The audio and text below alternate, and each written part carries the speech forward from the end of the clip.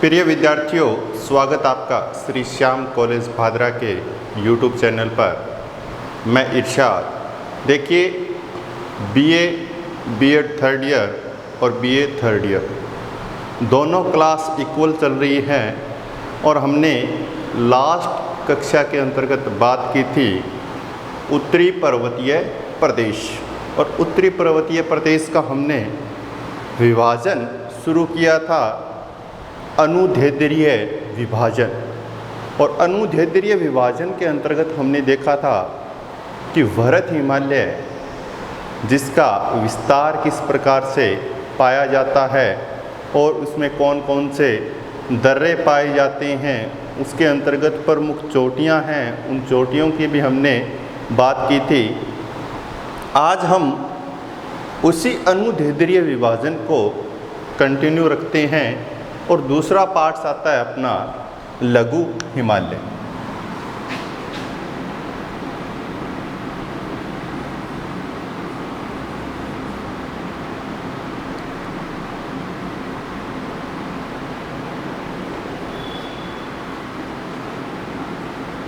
देखिए, हमने एक पार्ट की बात कर ली थी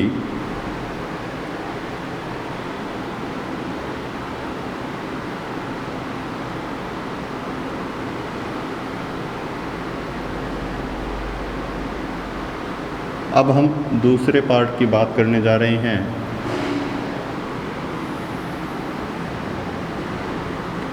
ये पार्ट था अपना 4 नंबर ट्रांस हिमालय। ये वृहत हिमालय की हमने बात की। आज हम बात करने जा रहे हैं इस क्षेत्र की। ये जो इसके दक्षिण में जो क्षेत्र हैं लघु हिमालय, इसकी बात करेंगे आज।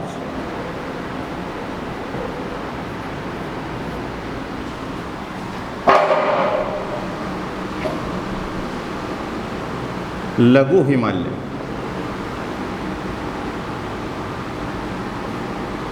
लघु हिमालय को मध्य हिमालय भी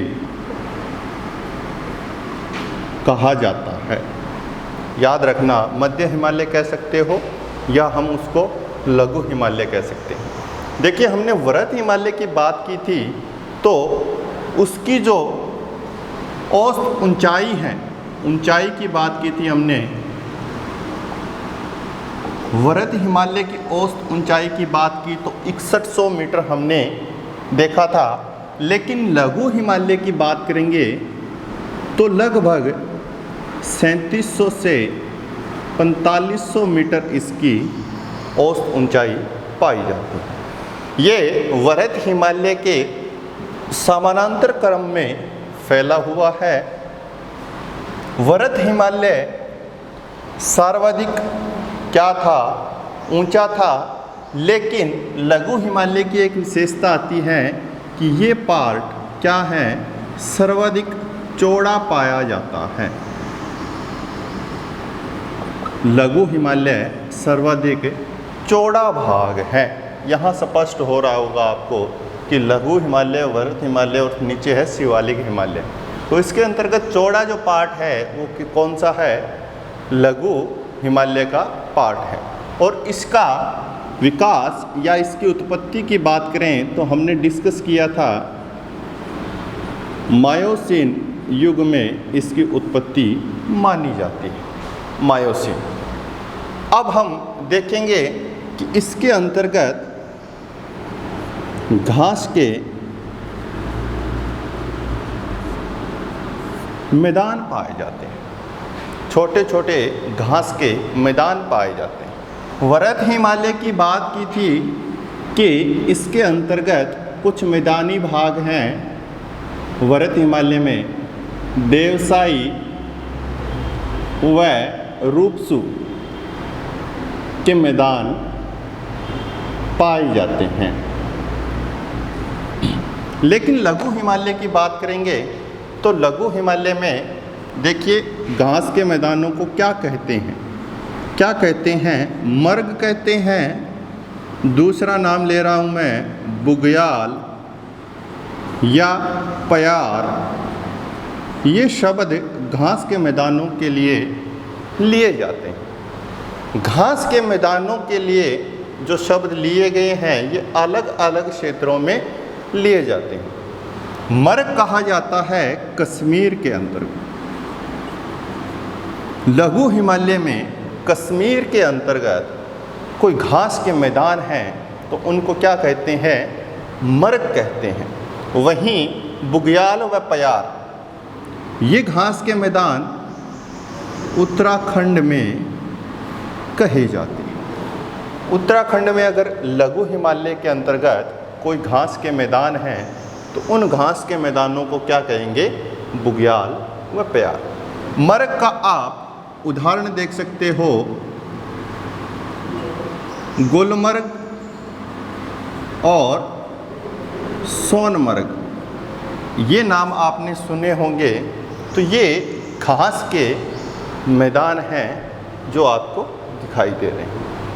अब लघु हिमालय की बात करेंगे तो लघु हिमालय में कुछ पर्यटन स्थल हैं। ये पर्यटन स्थल देखो व्यापारिक दृष्टि से भी बहुत महत्वपूर्ण हैं, क्योंकि इनसे क्या होती है, हमें आय प्राप्त होती है और स्वास्थ्य वर्धक भी होते हैं ये, जो हमारे स्वास्थ्य के लिए अनुकूल दिशाएं उत्पन्न करती हैं। यहाँ का जो इन्वायरमेंट है, वातावरण है, इस क्षेत्र में जिसकी हम बात करेंगे वहाँ का जो इन्वायरमेंट है वो मनुष्य के लिए अनुकूल है और स्वास्थ्यप्रद भी है। देखिए हम बात करते हैं जैसे शिमला, डलहौजी, ये कहाँ पर हैं, ये हैं हिमाचल प्रदेश के स्थान हैं जहाँ पर लोग घूमने के लिए जाते हैं। वहीं मैं बात कर रहा हूँ मसूरी, नैनीताल, रानीखेत,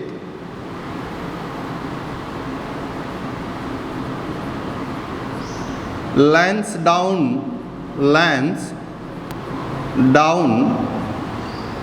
चक्राता, ये सारे के सारे कहाँ पर हैं, यूटी में, उत्तराखंड में स्थित हैं। ये सारे के सारे स्थान जहाँ लोग प्रति वर्ष घूमने के लिए जाते हैं। दार्जिलिंग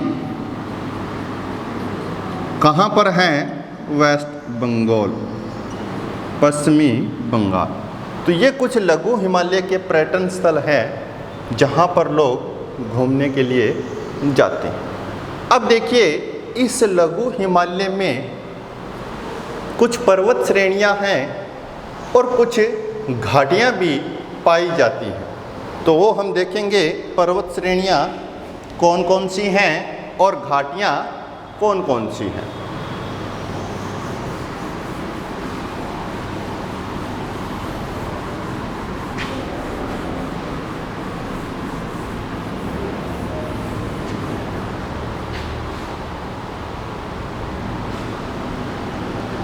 पर्वत श्रेणियाँ,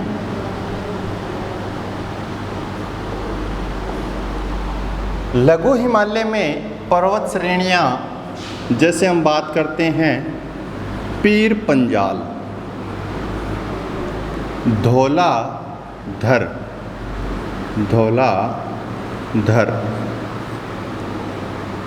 नंबर 3 हम बात करते हैं नागटिब्बा, नंबर 4 मसूरी, नंबर 5 महाभारत पर्वत श्रेणी। ये कुछ पर्वत श्रेणियों के नाम हैं। देखिए पीर पंजाल जम्मू कश्मीर में स्थित हैं, धौलाधर हिमाचल प्रदेश में।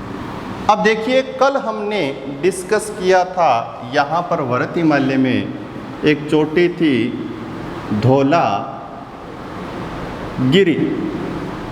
वो थी धौलागिरी और ये हैं धौला धर। वो पर्वत चोटी थी और ये पर्वत श्रेणियाँ हैं, लगातार पर्वत क्रम के रूप में पाए जाएंगे, एक श्रृंखला के रूप में पाए जाते हैं, उसको हम क्या बोलते हैं? पर्वत श्रेणियाँ। ये दोनों कहाँ पर हैं? उत्तराखंड में, यूटी के अंतर्गत। हिमाचल प्रदेश। और ये हैं नेपाल में, महाभारत। देखिए, भौगोलिक क्षेत्र होता है, उसकी कोई सीमा नहीं होती है, उसको हम कह सकते हैं जैसे सीमा नहीं होती, इसका मतलब ये है कि ये नहीं है कि सिर्फ भारत में ही आपको वो क्षेत्र मिलेगा।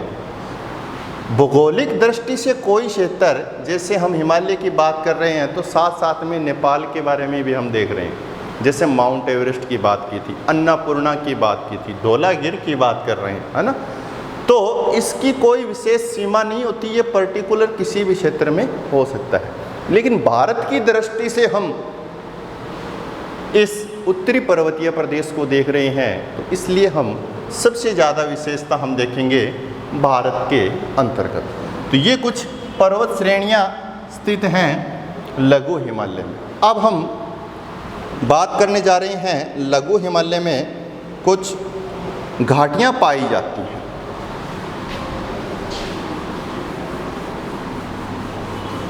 घाटियों की बात करते हैं।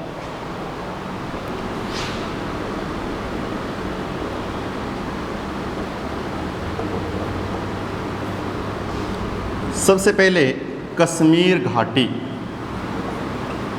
किस हिमालय में स्थित हैं? लघु हिमालय में। फिर उसके बाद में हम बात करेंगे कुल्लू कांगड़ा घाटी। फिर हम बात करते हैं लाहौल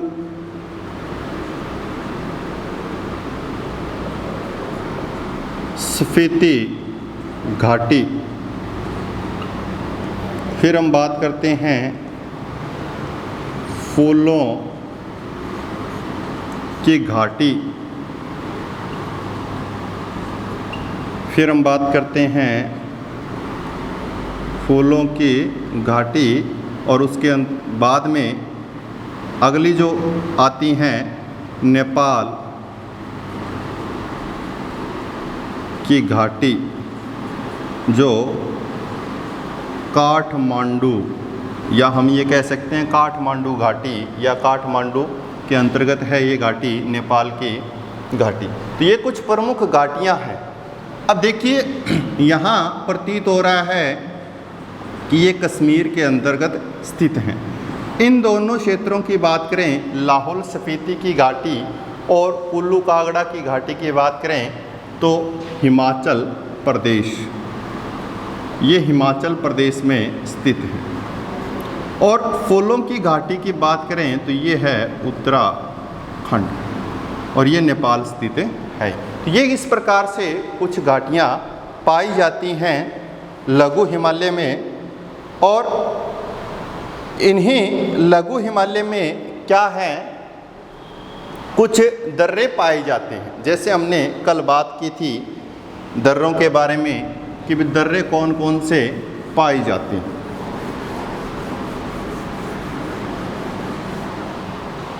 लघु हिमालय की बात करते हैं तो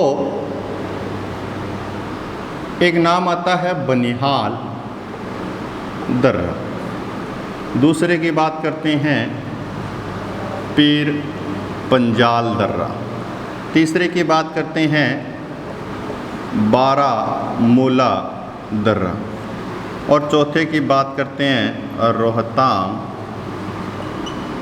दर्रा। ये कुछ दर्रों के नाम हैं। अब देखिए, ये जो दर्रे हैं ये कश्मीर में स्थित हैं, जो आज अपना यूटी है, यूनियन टेरिटरी, केंद्र शासित प्रदेश हैं। कश्मीर, जम्मू कश्मीर की बात कर रहे हैं जो केंद्र शासित प्रदेश है, उसी में ये दर्रे वर्तमान में भी स्थित हैं। रोहतांग दर्रे की बात करते हैं तो ये हैं हिमाचल प्रदेश।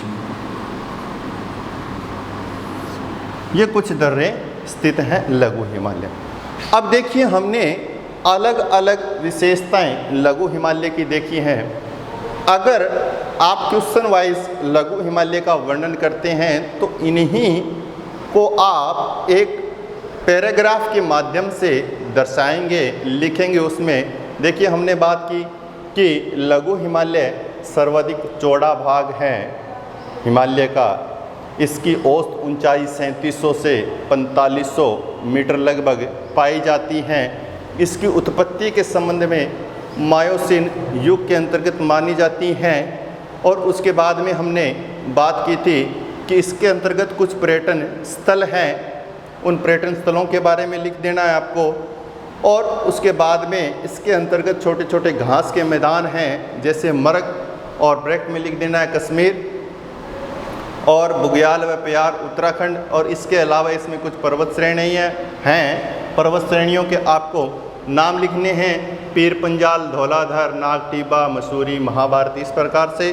फिर पर्वत घाटियों की बात करते हैं तो उन घाटियों के नाम आपको लिखने हैं, कश्मीर घाटी, कुल्लू कागड़ा घाटी, लाहौल स्पीति की घाटी, फूलों की घाटी, काठमांडू घाटी, इन घाटियों के नाम लिखने हैं। और इसके बाद में इसके अंतर्गत कुछ दर्रे पाए जाते हैं, जैसे बनिहाल, पीर पंजाल, बारामूला, तो ब्रैकेट में लिख देना है कश्मीर। और इसके साथ साथ में रोहतांग दर्रा, तो इसके ब्रैकेट में लिख देना हिमाचल प्रदेश। तो इस प्रकार से आप एक पैराग्राफ भी उसको बना सकते हो, उसी अकॉर्डिंग आपको लिखना है। ठीक है, ये हो गया आपका लघु हिमालय। अब हम बात करेंगे शिवालिक हिमालय की। इससे आगे का जो हिमालय है उसकी बात करेंगे।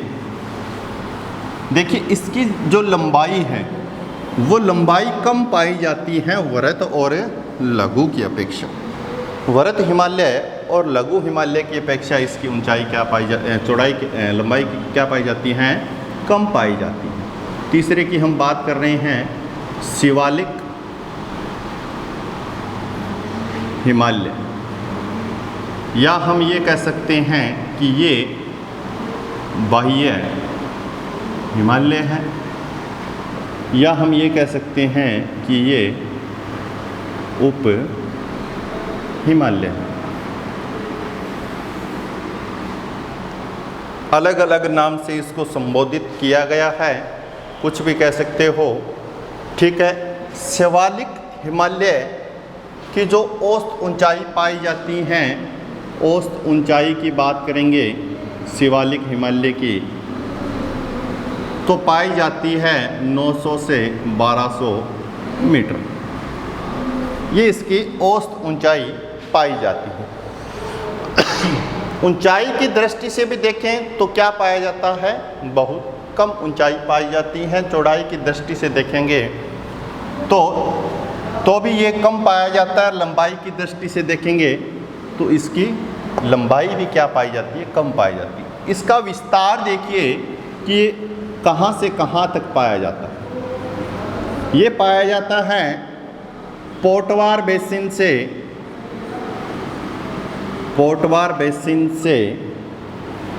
कोसी नदी तक।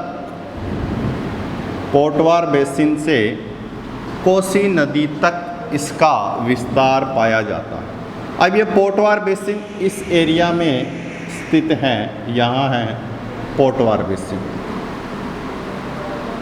और यहाँ पर एक प्रांत है पंजाब प्रांत। ये पंजाब प्रांत पाकिस्तान का है, वहाँ से शुरू होकर और यहाँ पर कोसी नदी है और कोसी नदी तक इसका विस्तार पाया जाता है। किस हिमालय का, शिवालिक हिमालय का।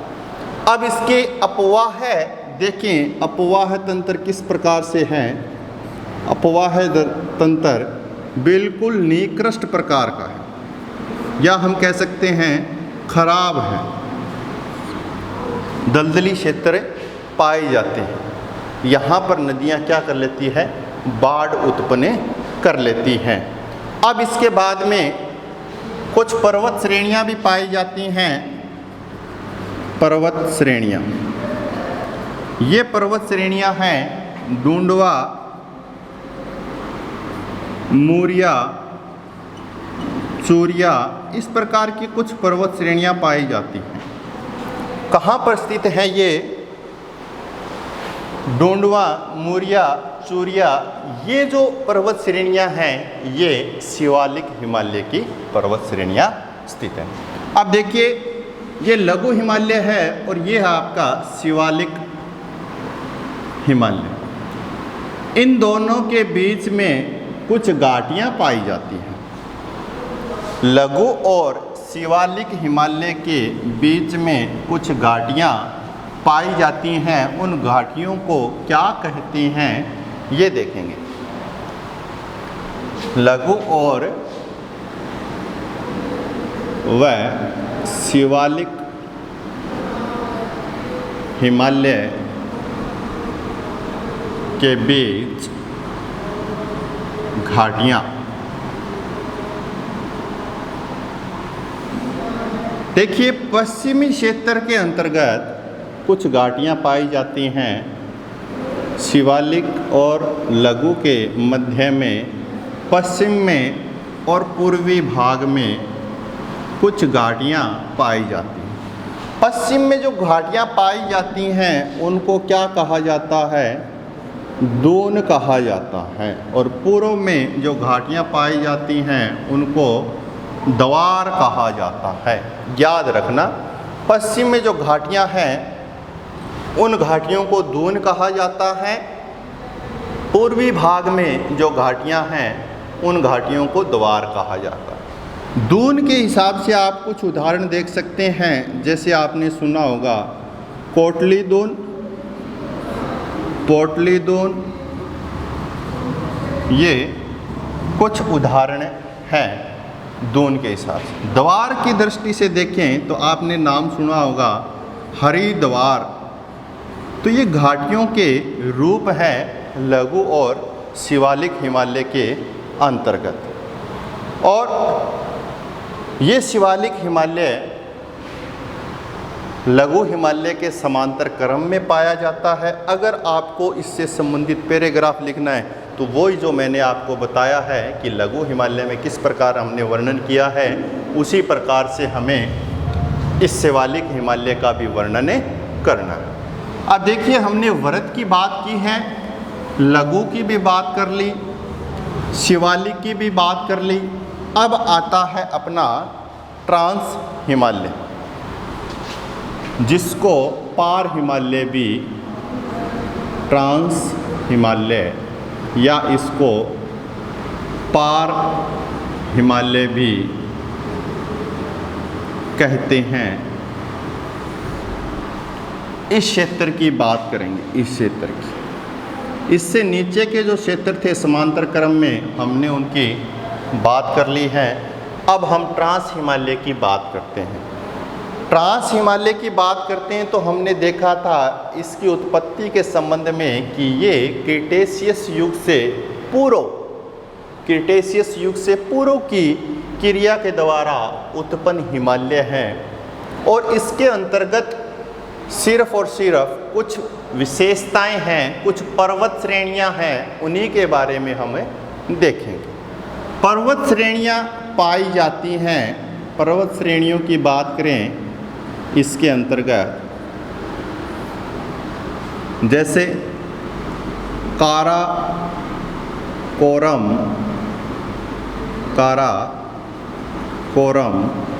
पर्वत श्रेणी,